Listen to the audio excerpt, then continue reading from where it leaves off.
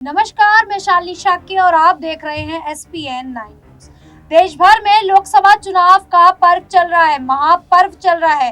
कहा जाए तो भारत देश में जब चुनाव होता है तो उसको एक त्योहार के रूप में मनाया जाता है। ऐसे में आम चुनाव चल रहा है तो बात करें अगर मतदान को लेकर, वोटिंग को लेकर और कहीं ना कहीं कहा जाए तो आज छठा चरण मतदान हो रहा है। आज बता दें कि आज छठे चरण का जो मतदान है वो पूरे देश भर में हो रहा है। ऐसे में तमाम राज्यों की आज बात करेंगे हरियाणा की, दिल्ली की, उत्तर प्रदेश की, बिहार की और कई राज्यों की।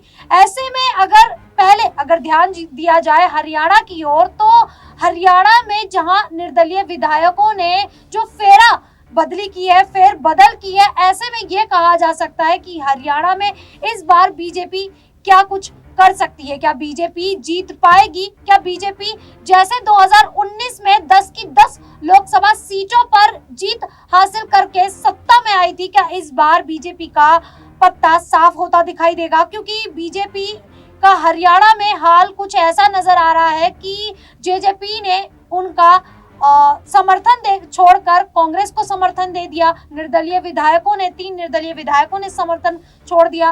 तो वहीं अगर उत्तर प्रदेश की बात की जाए तो उत्तर प्रदेश में भी चुनाव प्रचार को लेकर कहीं ना कहीं देखा गया कि चुनाव प्रचार किसी एक दूसरे के खिलाफ उतरते हुए दिखाई दिए, बयान देते हुए दिखाई दिए। अखिलेश यादव एक हुए, राहुल गांधी एक हुए। तो वहीं देखा ये भी जा रहा है कि प्रियंका गांधी और डिंपल यादव भी वाराणसी में एक होती दिखाई देंगी। इस पर आज चर्चा करेंगे। मेरे साथ मेरे वरिष्ठ सहयोगी अमन सर मौजूद है। अमन सर से जानने की कोशिश करेंगे कि सर, जिस प्रकार से मतदान की जो प्रक्रिया है वो सुबह 7 बजे से शुरू हो चुकी है। ऐसे में अगर बात की जाए हरियाणा को लेकर, दिल्ली को भी लेकर, क्योंकि दिल्ली में भी सातों की सातों सीटों पर आज मतदान है, तो क्या कहा जा सकता है कि बिहार में, अगर बिहार की भी बात की जाए तो बिहार में जो सारण हिंसा हुई है, इसको लेकर लोग डरे हुए हैं। ऐसे में क्या मतदाता कहीं ना कहीं पोलिंग बूथ पर नहीं पहुंचेंगे या जो संख्या कही जाए वो कम होती दिखाई देगी? क्या लगता है सर आपको? देखिए, बिल्कुल सुबह से ही मैं देख रहा हूँ कि बहुत सारे लोग घरों से बाहर निकल रहे हैं। जब मैं रास्ते में आ रहा था तभी मैंने देखा कि बहुत सारे लोगों में जोश व खरोश है, क्योंकि दिल्ली में भी चुनाव है, बिहार में चुनाव है, हरियाणा में चुनाव है, तमाम राज्यों में चुनाव है, लगभग 58 सीटों पर चुनाव है। और देखिए, बिल्कुल लोगों के बिना ये महापर्व अधूरा सा है। जितना वोट परसेंट बढ़ेगा उतनी बेहतर सरकार निकल कर सामने आएगी। तो बिल्कुल लोगों से पहले तो ये अपील की, अपने घरों से जरूर बाहर निकलिए, वोट करिए, क्योंकि वोट सबसे बड़ा अधिकार है जो सरकार को बनाने में, सरकार को बदलने में और जिस प्रत्याशी को आप चुनना चाहते हैं उसको चुनने में आपकी मदद करता है, लोगों की मदद करता है। इसीलिए सब लोगों को वोट करना चाहिए। अब जिस तरह से आपने हरियाणा का जिक्र किया शुरुआत में, देखिए हरियाणा की अगर बात की जाए तो यहाँ पर वाकई ऐसा लगता है शालिनी की बीजेपी एक तरीके से फंसी हुई नजर आती है, दबाव में नजर आती है, परेशानी में नजर आती है। क्योंकि आप देखिए कि जिस तरह से 10 की 10 सीटें आपने जिक्र किया कि 2019 में बीजेपी जीतती है और कांग्रेस पार्टी को एक भी सीट हाथ नहीं लगती। इसके अलावा 2 बार से, यानी कि हम बात करें कि खट्टर सरकार 2 बार से लगातार बैक टू बैक यहाँ पर चुनाव जीतती है और सत्ता में आती है। लेकिन ठीक चुनाव से पहले जिस तरह की स्थिति यहाँ पर बदली है, खट्टर सरकार के अंदर समीकरण चेंज हुए हैं। खुद मनोहर लाल खट्टर को भी सीएम पद छोड़ना पड़ा है। नायब सिंह सैनी नए मुख्यमंत्री बने हैं, लेकिन उसके बावजूद भी उनके साथ में जो निर्दलीय विधायक थे वो उनका साथ छोड़ देते हैं। यानी कि बीजेपी के लिए मुश्किलें यहाँ पर बढ़ती हुई दिखाई पड़ती है। अब ऐसे में क्या वाकई 10 की 10 सीटें बीजेपी यहाँ पर जीतती हुई नजर आएगी या फिर कांग्रेस पार्टी कोई बड़ी सेंधमारी यहाँ पर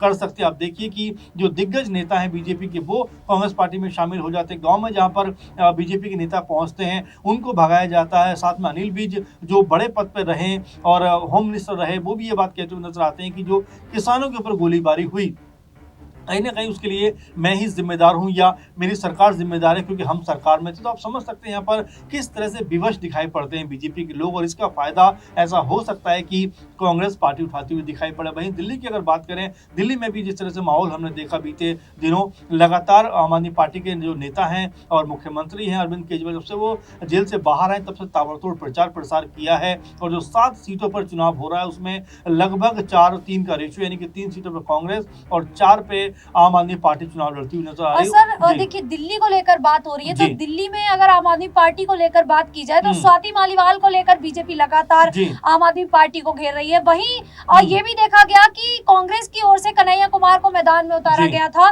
तो कन्हैया कुमार पर भी हमला होता हुआ दिखाई दिया। हम्म। तो ये कहा जा सकता है कि ये जो इस तरीके के हमले हो रहे हैं वो बीजेपी की ओर से कराए जा रहे हैं। देखिए, जी बिल्कुल, मैं ये कहना चाहूंगा स्वाति मालीवाल को लेकर जिस तरह से मामला सामने आया, और यही बात लगातार हर कोई कह रहा है कि स्वाति मालीवाल जो खुद आम आदमी पार्टी की सांसद हैं, कोई छोटे मोटे पद पे काम नहीं करती, उनके साथ मारपीट का आखिर असली मकसद क्या था, क्यों मारपीट हुई, इसको लेकर स्थिति साफ नहीं हो पाती। वीडियो जो सामने आए हैं वो भी आधे अधूरे वीडियो सामने आए हैं, उसमें भी तमाम जो तस्वीर है वो साफ नहीं हो पाती। केजरीवाल से जब पूछा जाता है वो भी ये बात कहते हुए नजर आते हैं कि भाई मैं इसके ऊपर ज्यादा नहीं बोलूंगा, जांच में सब कुछ सामने आ जाएगा। तो कई तरह के इसमें पहलू है, लेकिन एक तरफ अगर देखा जाए आम आदमी पार्टी ये बात कहती है कि ये सब बीजेपी की साजिश है, वहीं बीजेपी ये बात कहती दिखाई पड़ती है कि अरविंद केजरीवाल, या यूं कहें कि आम आदमी पार्टी के अंदर महिलाओं की कोई इज्जत नहीं है। तो इस तरह की तकरार आपस में होती दिखाई पड़ती है। अब ऐसे में जब बीजेपी स्वाति मालीवाल पे बात करती है तो आखिर वो ये क्यों भूल जाते हैं कि उन्हीं की पार्टी के जो ब्रजभूषण उनके खिलाफ जब आरोप तय होते हैं तब बीजेपी के नेता कोई बोल नहीं बोल पाते, कोई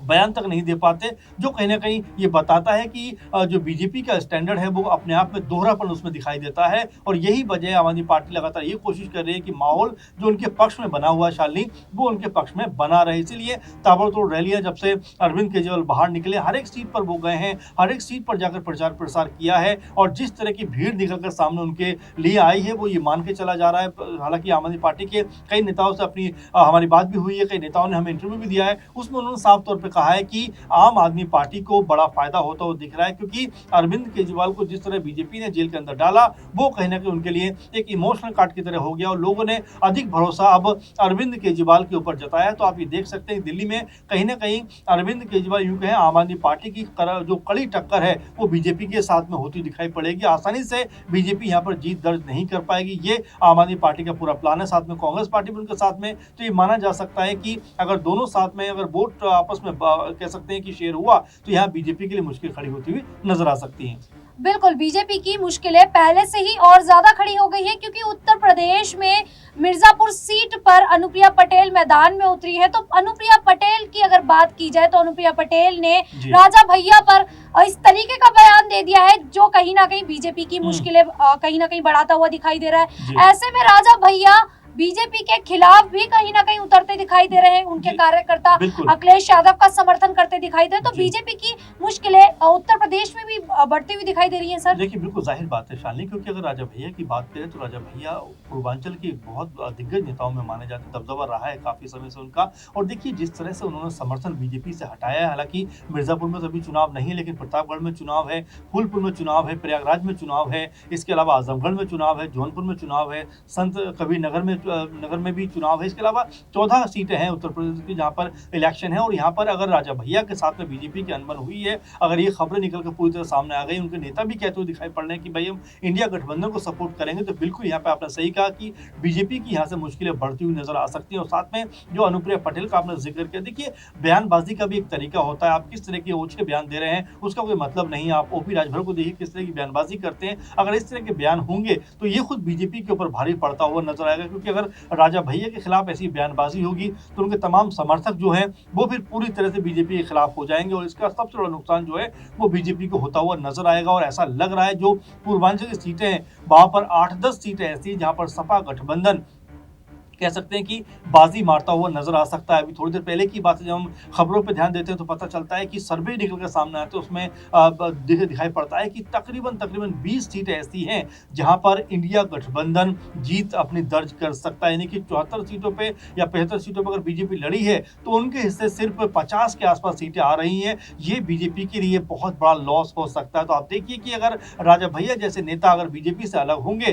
तो इसका प्रभाव किस तरह से पड़ता हुआ दिखाई पड़ता है। वहीं ओपी राजभर भी पूरे कह सकते हैं कि दिल से चुनाव लड़ते हुए नजर नहीं आ रहे। संजय निषाद भी कहीं ना कहीं खामोशी इख्तियार किए हुए, अनुप्रिया पटेल अपने आप में मुश्किलों में फंसी हुई है। तो उत्तर प्रदेश में भी अगर देखा जाए तो बीजेपी की स्थिति और खासकर पूर्वांचल में कोई बहुत अच्छी नजर नहीं आ रही। और बिल्कुल जिस प्रकार से देखा जाए तो कई राज्यों में, दिल्ली की बात की जाए, अगर हरियाणा की बात की जाए, और सर अगर देखिए बिहार की बात की जाए तो बिहार में भी चिराग पासवान, सम्राट चौधरी लगातार बयान दे रहे कि 400 पार का नारा है और 400 पार हम करके दिखाएंगे।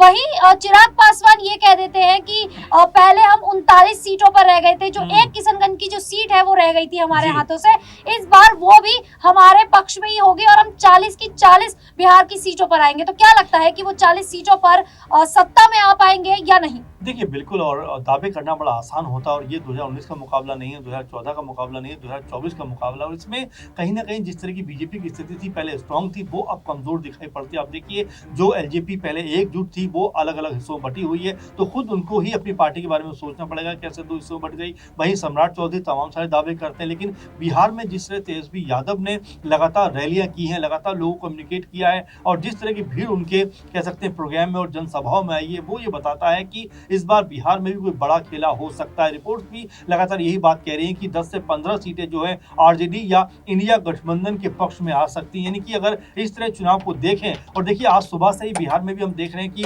लगातार लोगों में चुनाव को लेकर उत्साह है, तो ऐसे में समीकरण बदलते हुए कोई बहुत समय नहीं लगेगा, क्योंकि जो राजनीति के जानकार है वो भी ये बात कहते हैं कि बिहार में जिस तरह से इस बार चुनाव लड़ा जा रहा है, जिस तरह चुनाव के समीकरण बन रहे हैं, उसमें जो एनडीए कुनबा है वो कोई बहुत स्ट्रांग पोजीशन में नहीं नजर आता। नीतीश कुमार भी अलग थलग दिखाई पड़ते हैं। तो ऐसे में बिहार को लेकर भी आप ये मानकर चलिए कि बिहार में भी जो एनडीए गठबंधन है वो पहले की तरह की स्थिति में नहीं है, और उसको यहाँ पर मुझे ऐसा लगता है कि घाटा उठाना पड़ सकता है, क्योंकि जो सर्वे हैं, रिपोर्ट्स हैं, वो कम से कम ये बता रहे हैं कि 10 से 15 सीटों का घाटा एनडीए को यहाँ पर होता हुआ नजर आएगा।